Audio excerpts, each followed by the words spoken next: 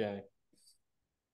So, Matt, welcome back to Beyond the Title. Last time we spoke, you were hoping to try and get the band back, playing to bigger venues again, which you rightly deserve.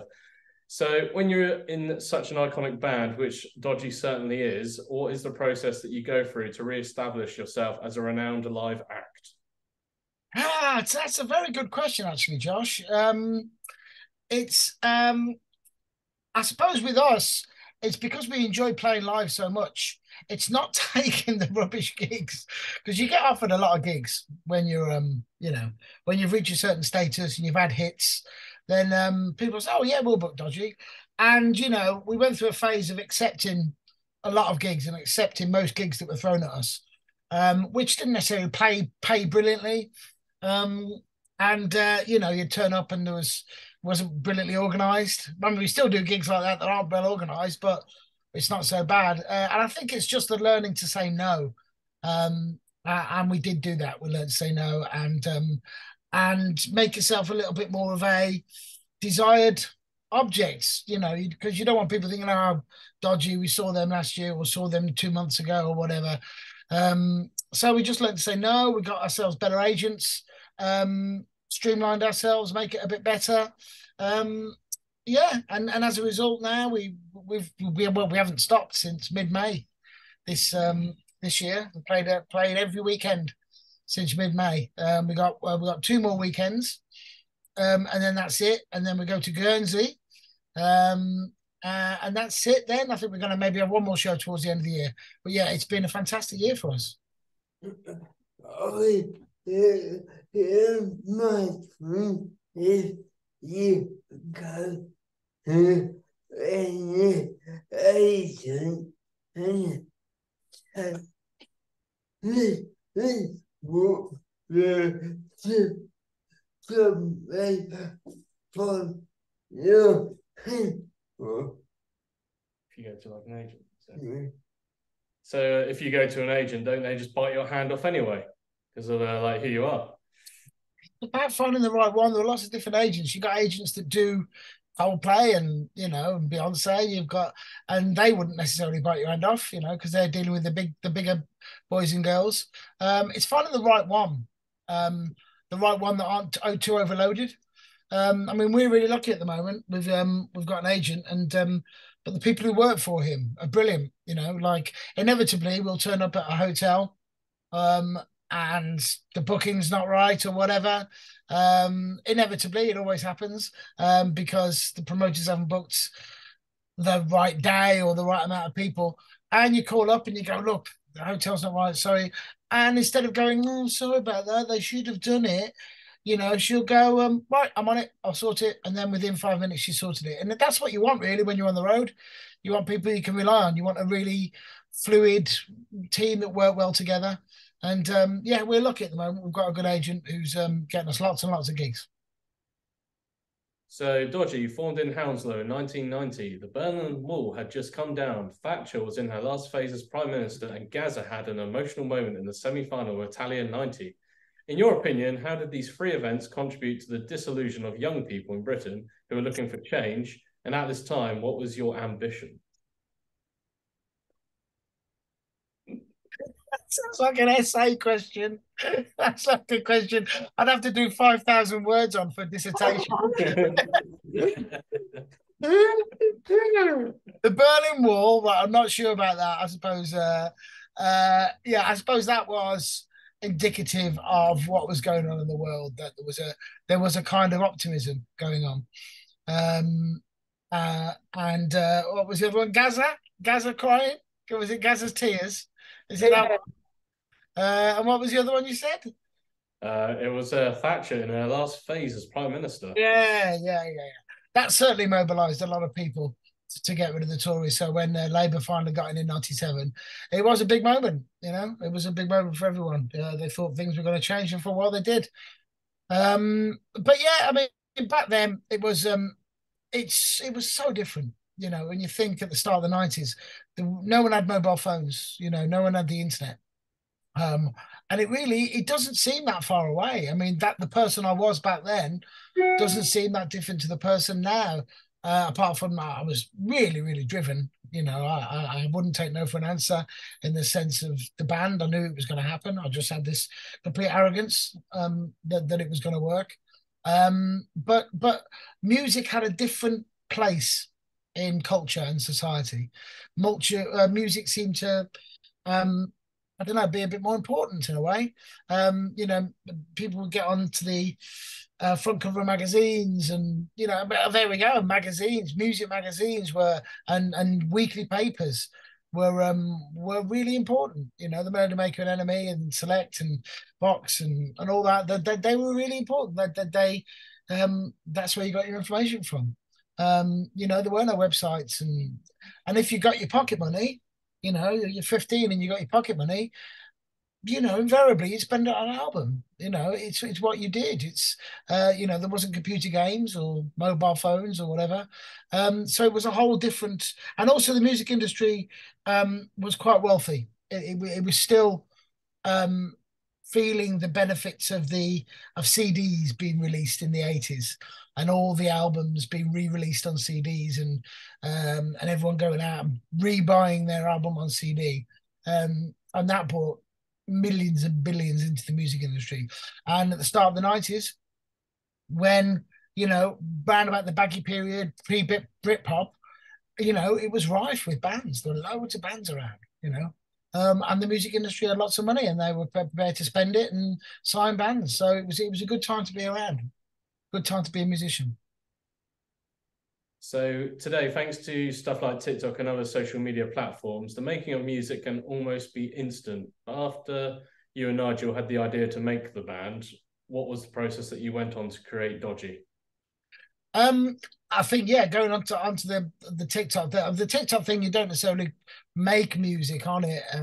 You can release it and you can get it to the world straight away. But I totally agree now with the ability to make music so quickly. So many people are just doing it in their bedrooms, and then releasing it and just completely bypassing the music industry, which I think is great. But with me and Nigel, it was there was a trodden path that everyone went down, which is, you got signed, you didn't really have the money to go into the studio.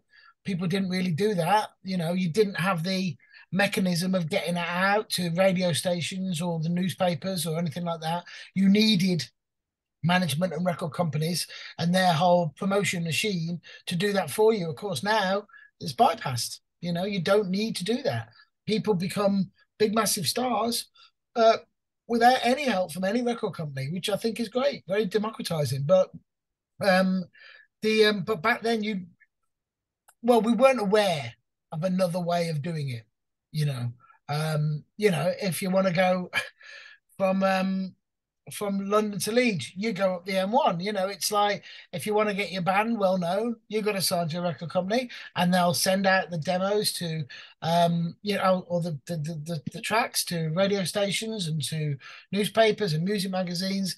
You'll get some press, then you go out on the road. And that's what you're doing. It's those three things, it's radio, press, and touring. And then you would have your own newsletters that we would do, and I remember doing them and writing them and photocopying them ourselves and sending them out, and that was what the newsletter. Now it just seems an alien world to what happens now. You can literally be world famous by doing one track that kicks off on TikTok, and a lot of these people don't even go on tour. They're suddenly there, and then the record companies go and they sign them and give them money and give them a L'Oreal deal. Do you think I could do L'Oreal? I think I could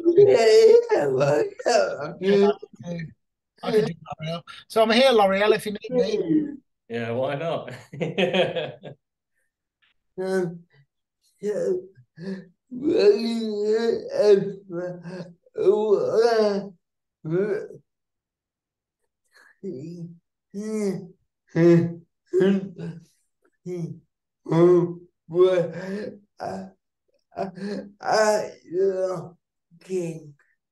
Were you ever aware that significant people were at your gigs? Yeah, because we'd be told. What we did in the early days is, I mean, this has been documented, but it's what used to happen in the early 90s is there was this policy of of venues called pay to play, and I kind of understood why they did it. You'd be down to be playing a gig at the Lady O in Arms in Angel of Islington in London on a Wednesday night, um, and why would anyone come to see an unknown band unless you've got a following? But all you'd want to do is hopefully play in front of the following of other bands, because we didn't know anyone from London really. We had nobody, no friends down there. We were making friends. We were down there, but we didn't have a big load of school friends that would pile on down to the gig. But that was the idea, is that the promoter would give you 50, 100 tickets. You'd sell them at whatever price you want to sell them at. And you keep that money, but you had to pay the promoter 50 quid for those tickets. And therefore the promoter doesn't lose money. But then again, that's the dodgy bit of it. But I do understand it's about trying to get people down to your gig, because that's what it's about, trying to get people down. And we thought, well, this is rubbish. We can't just pay 50 quid every time to a promoter. We don't know anybody in London. So we thought, well, let's flip that on its head. And, our favourite bands, the Who and the Rolling Stones, they had residencies in venues when at the start of their career. The Who at the Marquee, the Rolling Stones at Eel Pie. And we decided to do that. So Kingston, which was a place a few miles from where we were in Hounslow, was a great place because it had loads of colleges, university or polytechnic at the time, a nurses' college, and we could go there, find a place, Bacchus Wine Bar, a lovely Irish fella. He says, "I'll keep the bar. You can keep the door. I'll keep the bar." And we fly posted, and we advertised it as a club night. Because of course back there, they're nice. It was still very clubby, hedonistic. So we advertised it as a club night, playing dance music, hip hop music, indie, baggy, classic psychedelia, all the stuff that we loved. And then at the bottom it said Dodgy play live at 10 o'clock. And so it wasn't advertised as a gig, it was advertised as a night. And it got loads of people down. From the first night, it was full. And that's how we built the following. And then people, record industry people, they'd say, "Oh, can we come and see you in London?" We said, "No, you come down to our club." And that was very impressive to them, because they knew that we had an agenda. We had minds of our own. We wanted to do stuff our way, And it's amazing how it started off. When we did finally get a manager, it's just purely by chance. I would take a demo tape everywhere with me, tapes back then. And every gig I go to, I'd just take a couple with me, determined to make sure I'd get rid of them somewhere, and let it do its magic. And one ended up in the pocket of this guy. This thing, and when someone passed it to someone else, he passed it to someone else, ended up in this guy's pocket, and he was a manager. And he called us the next day, and he got us in the studio. And well, we were ready to go in the studio. We written this song called Lovebirds, and we got a couple of other tunes as well. And he sent it to this one guy at London Records, and he said, and he really liked it, and he went to his A&R manager and said, "This band are great, Dodgy." And the A&R manager went, "Who else is interested in them? Which other record company?"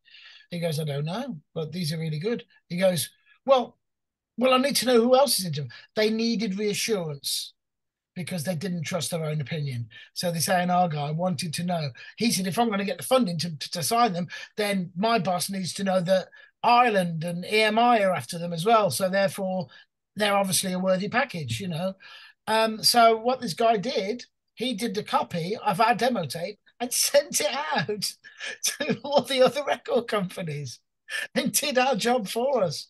And the next week it was full. It was full of A&R guys, and that's when the scrum started, and that's when people started coming down. And unfortunately for him, we didn't sign to his label at the end of the day. So that's how it worked back then. People have always been crap at what they do. Yeah, but he regrets that. I bet he regrets that now. Well, I think he went on to sign a couple of other bands as well. I think he's all right. I think, yeah, exactly. But it's the way it was back then, Strange times. Dodgy's self-titled debut album, released in May 1993, didn't do as well as your later albums. In hindsight, to what extent could you contribute this to where British culture was at this point? And what impact did Ian Browdy have on the projected saleability of the record? Oh, very good question again. I think that's a very, very good question. The first one about where British culture was. Yeah, that was kind of pre-Britpop album.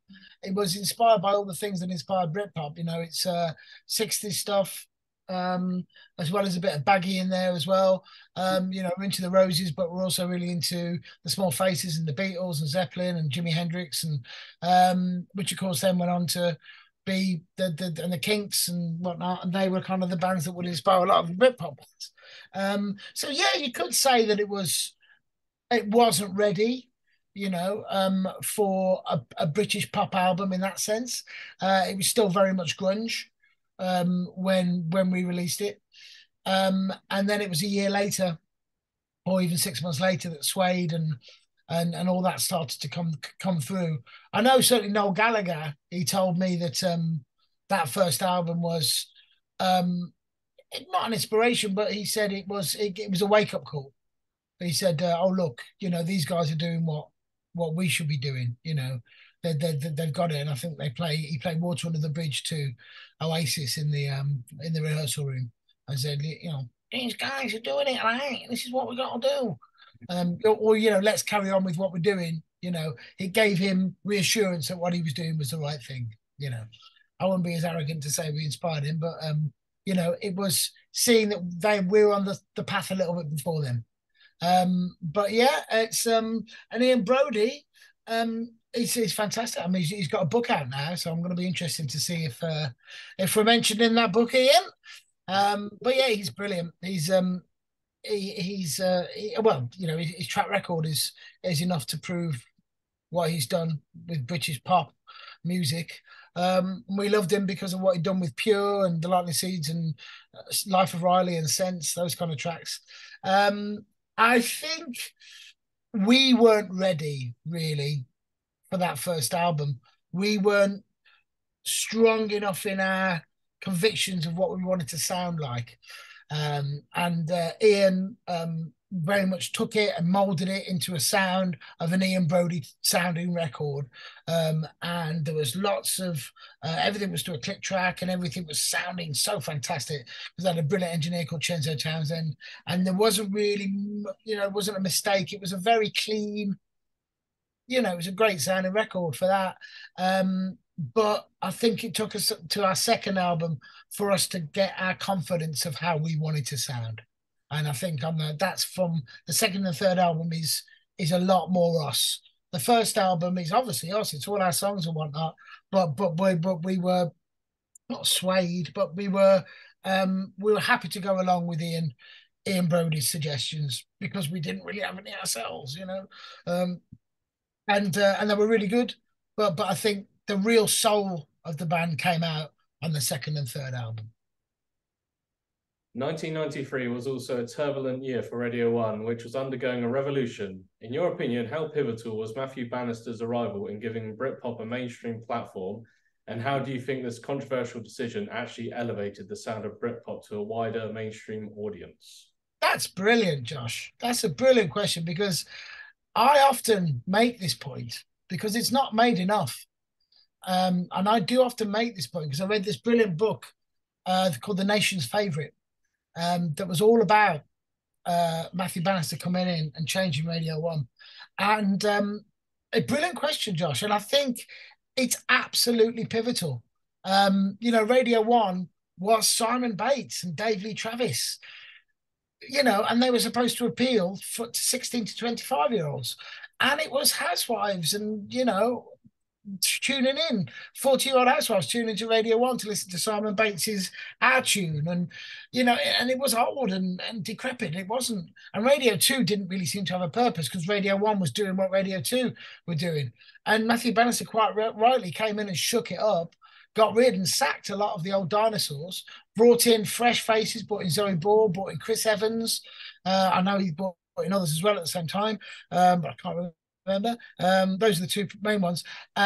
Rebranded it, and really changed the playlist around. But of course, he had the DJs, the new DJs. He had the new look. He wanted the sound of New Radio One, and right on his doorstep, just like an Amazon delivery, plop, Britpop came along and just delivered him the sound of Radio One, which was incredible, because therefore he got behind Dodgy, he got behind the Charlatans, he got behind Bill Radley's, he got behind Suede, and we were being playlisted A-list on Radio One, which nowadays, forget it. But back then, and it was pivotal, really, really pivotal, because you know, we were reaching the masses, and because the music was good, we weren't on our own. We were surrounded by Blur and Oasis and other great bands releasing great music, and Pulp and Supergrass, and they just all these bands came together at the same time, and it's almost as if they had a secret meeting, because all of them had success on their minds. All of us wanted to be commercially successful, but on our own terms with our music. We didn't want to have to bend and do pop music because someone told us to do it. We're all doing music that we wanted to do from our heart. It just so happened that it was commercial sounding and ready, and it sounded great on radio, and I think a lot of that can be down to what the Stone Roses brought at the end of the 80s, the start of the 90s. Because indie was always very much, oh no, we wouldn't dare to be successful. It's and it was almost frowned upon to be good, to be good at what you did. That's why the Smiths were so amazing, because they were so fantastic. Johnny Marr was such an amazing guitarist, and the songs were so good. They changed it, and then I think the Stone Roses, as a guitar band, because they were unashamedly wanted to be commercially successful, they unashamedly wanted to be big, and that attitude had not really been at the forefront of indie music, and they changed that, and I think they made it kind of acceptable to want to be in the top 40, to want to be on radio. Whilst before that, indie was like, oh no, we'll just stay in the shadows, we'll just stay on John Peel. And then I know I'm being quite simplistic and generalizing about it, but that felt like the 90s came along, and then let's get in the charts, let's get on the radio, and let's have a bit of a movement. Yeah,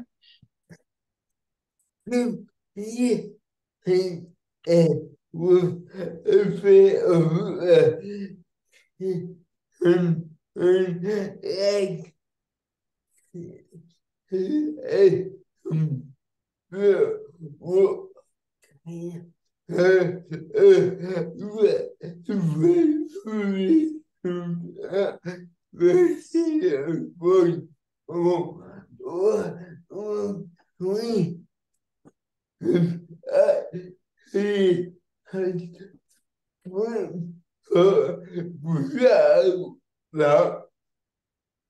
So do you think, excuse me, so do you think it was sort of like a chicken and egg situation where, like, if it was or wasn't for the revolution at Radio 1, would Britpop still would have happened without that influence, without that input? It's one of those things that I don't think it would have been as impactful personally. I don't think it would have had the reach that it had. I still think all the bands would have come out, they would have done their thing. But without the support of a national radio station, I really don't think it would have been as impactful or as, had the reach. I don't think it would have affected so many people. So I think, what happened at Radio 1 is integral to the whole story of Britpop. And on a similar note, how important was Radio 1's evening session to offering the stars of Britpop a platform to showcase their live acts? And how significant were Steve Lamacq and Joe Wiley to establishing the sound of Britpop? Oh yeah, absolutely. I mean, unfortunately, I think our first evening session was pre Steve Lamacq and Joe Wiley. I think we did it with Mark Goodyear. That was our evening session. It was no, of course, it always has been. And Steve Lamacq's show on Six Music now as well. And I know Joe does a show on Radio 2 in the evening as well. But yeah, it absolutely. Certainly when as I said, because mainstream Radio 1 was supporting the bigger acts coming through. We were getting on the B list and the A list at Radio 1. So in a way, we didn't necessarily need the evening session, but it was a place where everyone gravitated, a place where everyone went to. And of course, we had XFM at the time as well. That was a really important station. That was great. That was doing a lot of good stuff. But it was a place it almost was, they would hatch. The eggs would hatch in the evening session, and then the big birds would fly off onto the main playlist and whatnot. But yeah, it used to be the place that everyone would listen, obviously Six Music has taken over that mantle now. And you've got lots of good new music coming on Six Music. Yeah, the same kind of ethos is there. But I love the evening session. April 1994 was a busy month for music. Obviously, the tragic death of Cobain, but it was also the very month that Stuart McConey first coined the word Britpop. In your opinion, how did these two separate events come to pave the way for a music revolution that followed? And how did this influence Britpop's transatlantic appeal? And did you actually care about breaking America? Oh God, yeah, we cared about breaking America. Yeah, I remember Kurt Cobain dying. Yeah, I remember I went to see Primal Scream at the Brixton Academy. They were on the Give Out But Don't Give Up tour, and Bobby said on stage, "This one's for Kurt Cobain," and I was like, "Oh, is he dead?" And I didn't know. So yeah, I suppose you could see that as a point where grunge stopped being as important in the UK, and British music started to take over. You can call that like a tidal point. I suppose you could do that, yeah. There was a point where suddenly everyone became obsessed with this new Britpop thing, and a lot of it's because, and it was self-generate in the sense that you would have 4, 5, 6 really good, strong bands, and they go, great, we've got a movement. And then that would inspire other bands to be, you got like the first wave of Britpop bands like ourselves and Sway. I mean, I don't really call ourselves Britpop. I never have done. But people put us in with that. Around that time, there was Sway, there was us, there was Blur, Oasis, who were coming out on that first wave. And then there's a second wave, I think, of who were well aware of Britpop when they're formed and when they were writing their first songs. So you're aware of Britpop, like Elastica and Menswear and bands like that. But I think in the first wave of bands, they weren't aware of a thing called Britpop. So they weren't writing to any kind of order or writing to any kind of pattern. They were just writing commercial, brilliant songs. A lot of those early songs were.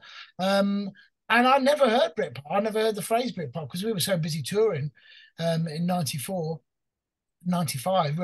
And I think the first time I heard it, we were in Germany. And a German journalist said, so, what do you think of this Britpop? And we were like, what? What's that? And he had to explain it to me what Britpop was.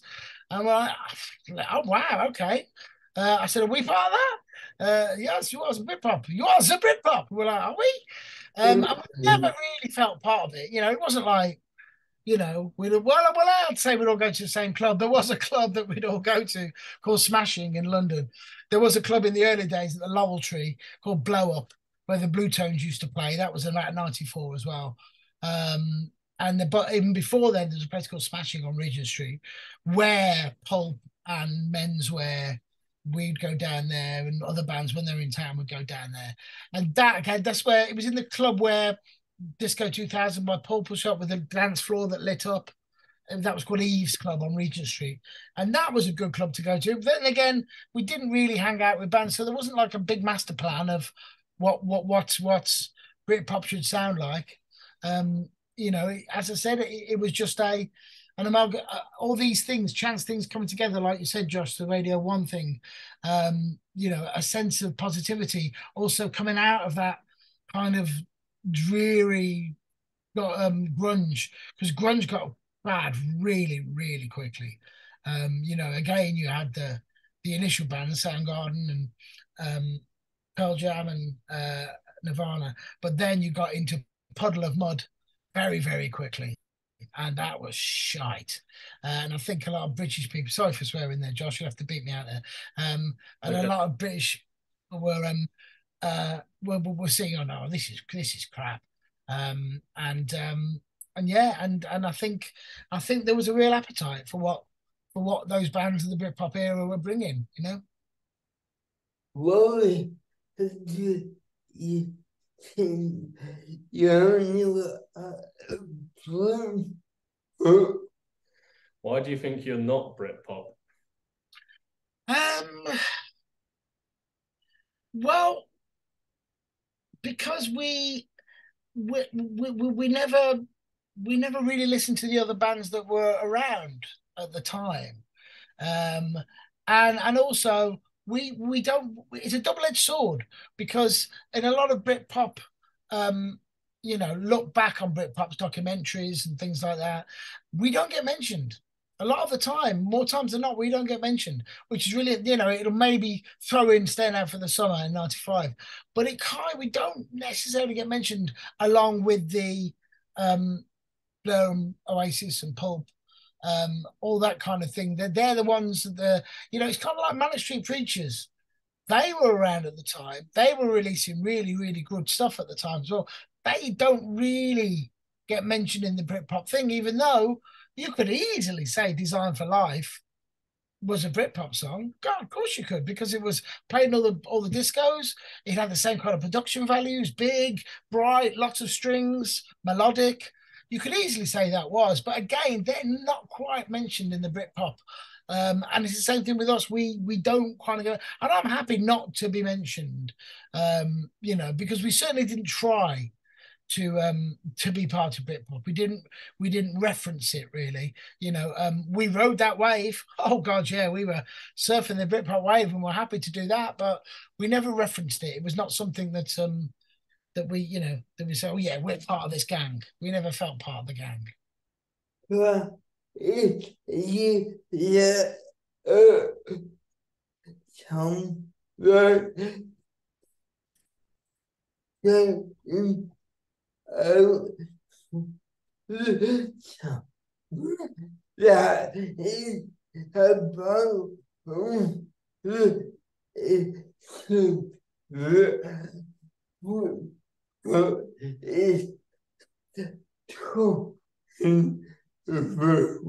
But then if you look at your song Staying Out for the Summer, it's kind of you're singing about all the issues that Britpop's all about in a way. Yeah, yeah. As I said, but it's not. It was never because we listened to other bands at the time and said, "Oh, we must write like that," or we must, um, or we must use that kind of beat or whatever. It was purely we were playing our own furrow, and it just so happened that it fitted in with a lot of the sounds going on. I remember that Homegrown album. Um, the beats we were using, but it's Motown influenced beats. A lot of it on there, and it wasn't because we'd heard Oasis or Blur or anyone using the same kind of beat. I think certainly with Blur, and you think listen to a track like Part Life, or you listen to a track like She's Electric. By Oasis with that sloppy that kind of beat, it's because I know that we weren't listening to each other. We were listening to the Small Faces and we were listening to the Beatles and the Kinks and Motown, and they were using that beat, and that's why we were using that beat, not necessarily because we were listening to each other. As I said, the second wave of Britpop bands, definitely they would have listened to us or Oasis or Blur and gone, oh yeah, let's do a song that sounds like Stand Out for the Summer, or let's do a song that sounds like this. But certainly with us, it was just because we were doing our own thing at the time, and it fitted in. Your 1994 album Homegrown peaked at number 28 on the UK albums chart. What Woo! was the moment? What was the moment you realised that something extraordinary was taking place? With ourselves or within the music industry? Within the engine. Within the industry, yeah, I think when we looked at the charts and we saw, we saw bands getting into the top 10, and we listened to radio and we're hearing, the Charlatans and Suede and Pop, Blur and Pulp getting into the top 10 and top 20 and being on the front cover of magazines and getting in tabloids. That was really interesting. Getting the tabloid papers. I mean, it really kicked off in 95. That's when it really started to happen, and there was a real fever going on. But building up 93, 94, that was when it all started, all the seeds were planted. But I mean, we released Staying Out for the Summer first in November 94. November, the record company thought, yeah, let's release Staying Out for the Summer in November. There's a bit of a clue in the title there, chaps, but we did say, are you sure? But they did it because they said it was a great song. And that got to number 41 or something. No, 39 that got to in the charts. And then we released So Let Me Go Far, and that got to number 30. Then we released Making the Most Of. I think that got to number 22. And then we released Stand Out for the Summer again in summer 95, which is, as you could do that back then, you could keep releasing. And we re-released it again. That's when it broke the top 20. And we broke the top 20 with Stand Out for the Summer. And that's when we realized that things were changing for us, As we all know, commercial success and critical acclaim are two separate entities. In your opinion, what means more to you? Well, for us, it's hits, having commercial success. I mean, the thing is, we've never been cool. We've never been regarded highly by, we liked, a lot of journalists like us, a lot of fellow bands like us, and see what we do. But we've never been one of the cool bands like Radiohead or whatever, which is fine. We understand that. I think there's a certain amount of, what's the word? You need to be self-referential. You need to have a certain account of, not pomposity, but pretense. That's the word I'm looking for. You need to have a certain amount of pretense and, ability to get your point across without being swayed too much, and be very, very sure of what your point is.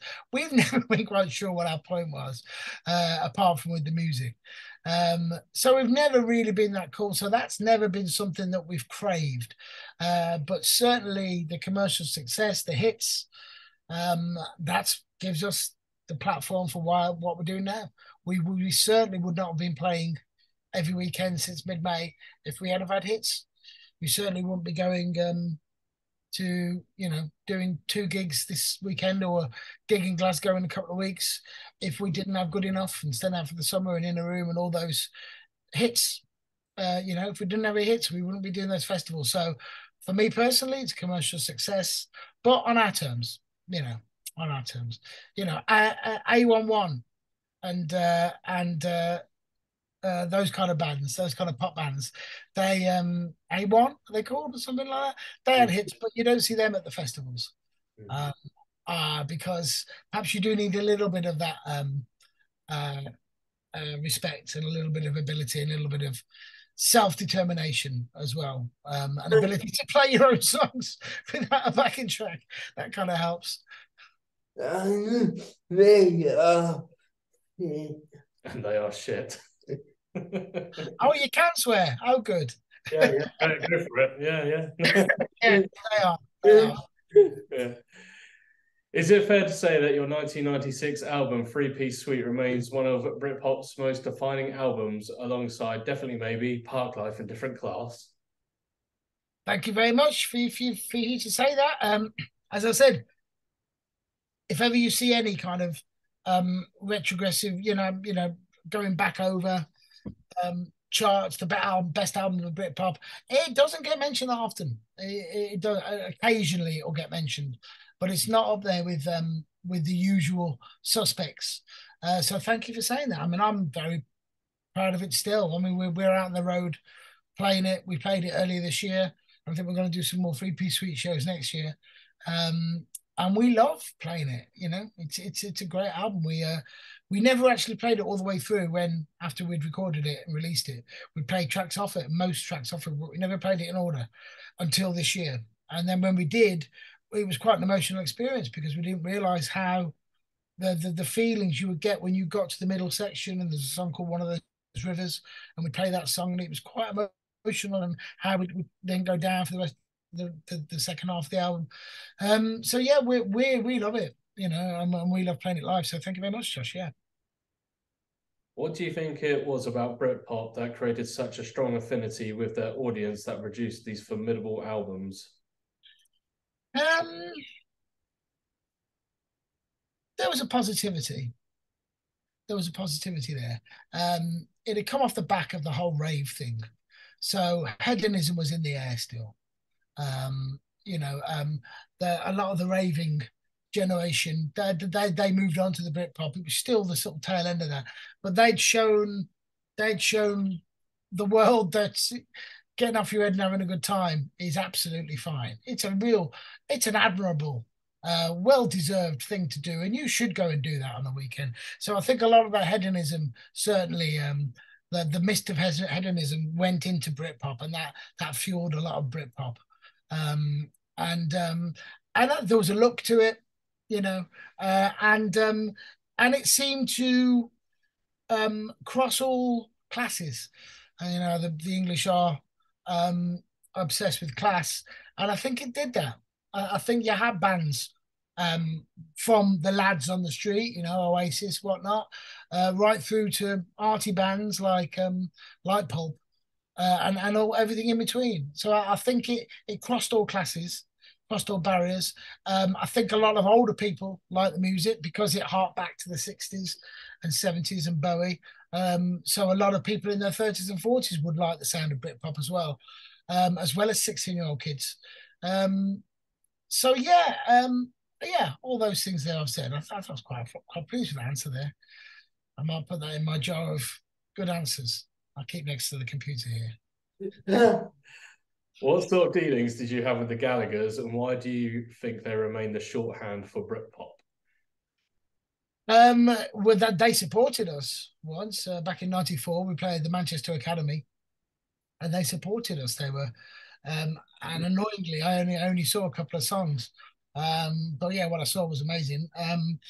Uh, and they're quite intimidating, because they came mob-handed, and they were loud and brash and very, very nice, friendly, but they were quite intimidating. When there was a big gang of them. And we did Night Network, which was a show that Caitlin Moran and Johnny Vaughan used to present. Great show, I think on Channel 4. And we did that. We were doing, I can't remember what we were doing. Maybe So Let Me Go Far, and they were doing Shaker Maker. And we were in the green room with them. And as soon as they came in, they started chopping things out on the table in the green room, and everyone was like, "My word, what are they doing?"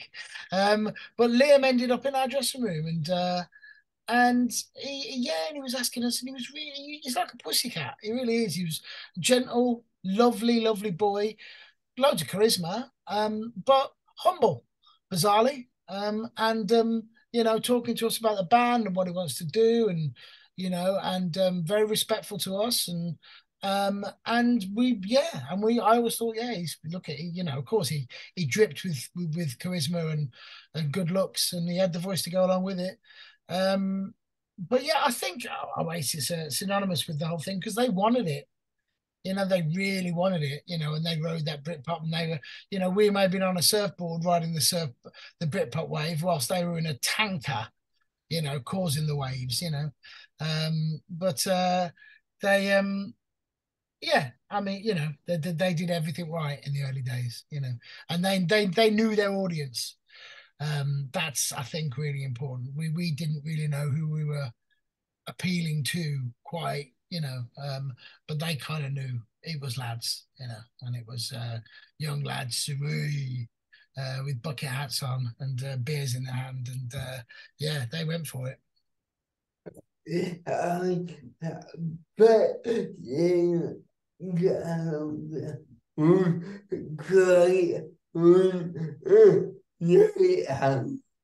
I bet Liam Gallagher was great on a night out.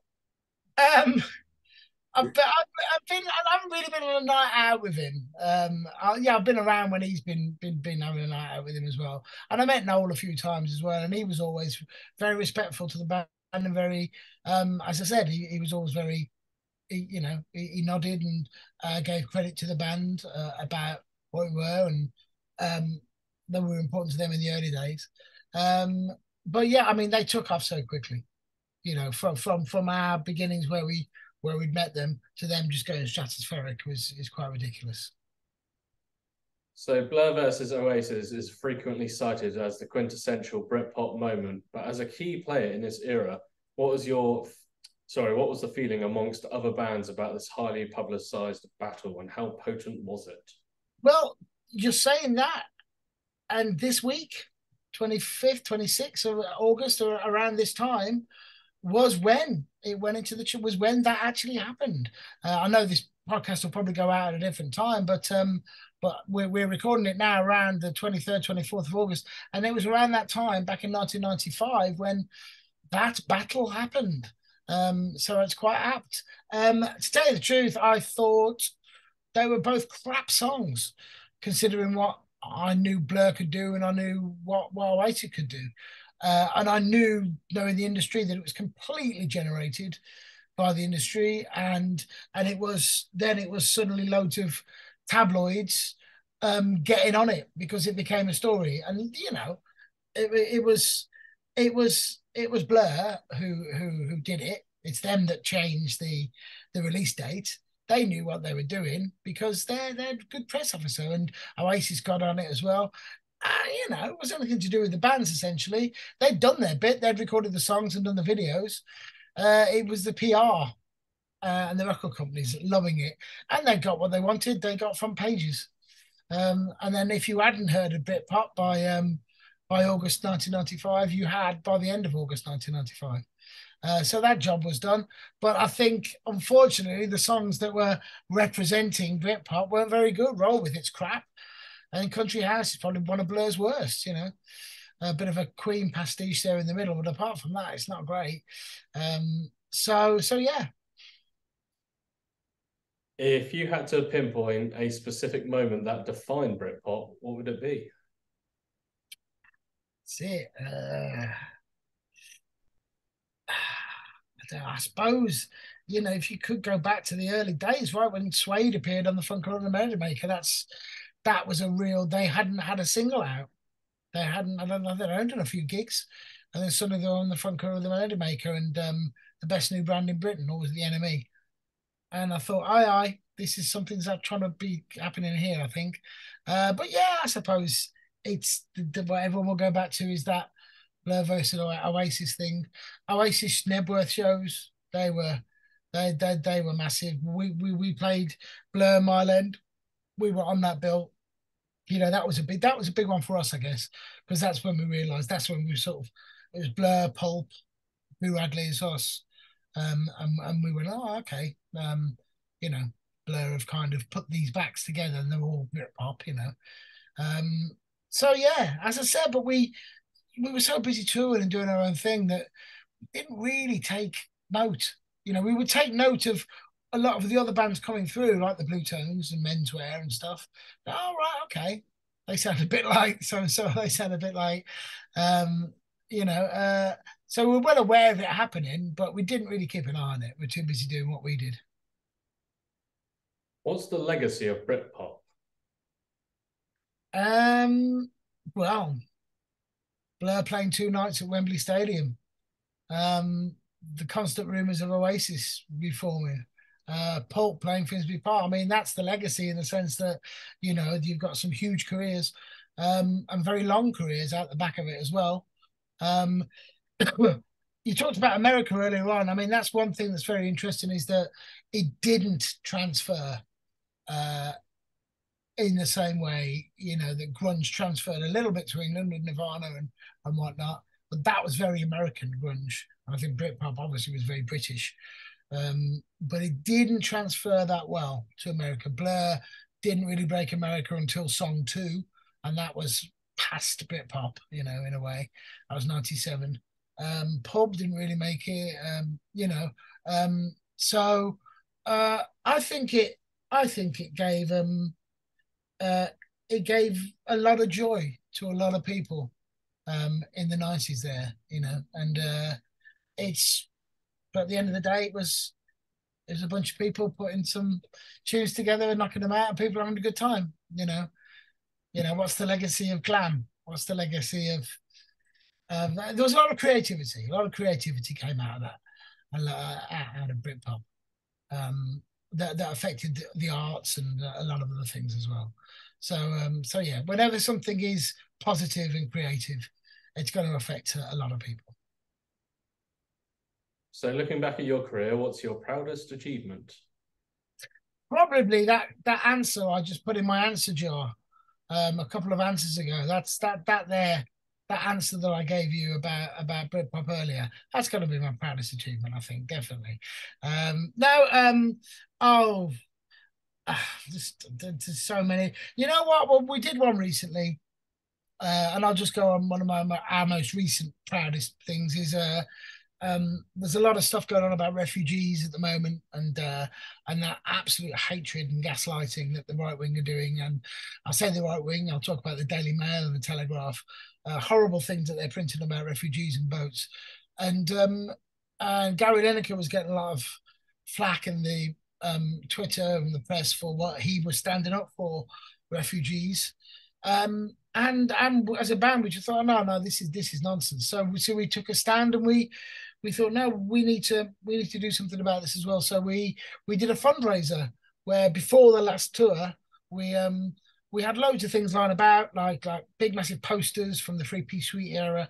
We had box sets, we had different albums, we had tickets for the tour, we had T-shirts, lots of different things, and we put them in bundles, and then people could bid towards those bundles, and we raised nearly £3,000 for Refugee Council, which we were really happy.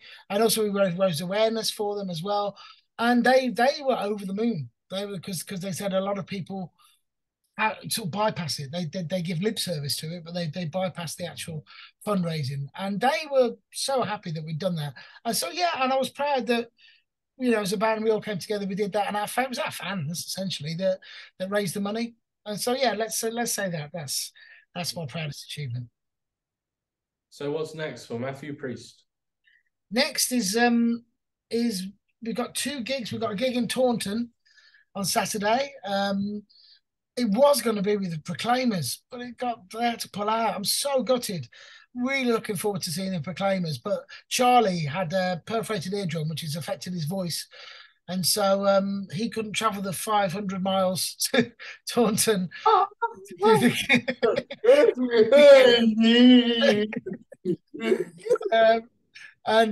it's Sophie Alex Baxter instead, but I'm sure she'll do a good job.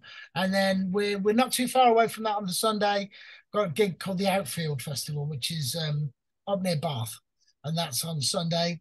And then we got a weekend off the following weekend, bizarrely. And then the weekend after that, we've got a gig in Glasgow on the Saturday, and then a gig in Surrey on the Sunday. So I'm just trying to work out. So what Mathew Priest is probably going to be doing is going to be working out how we're going to logistically do that and get to the gigs on time. From there to there. And from there to there.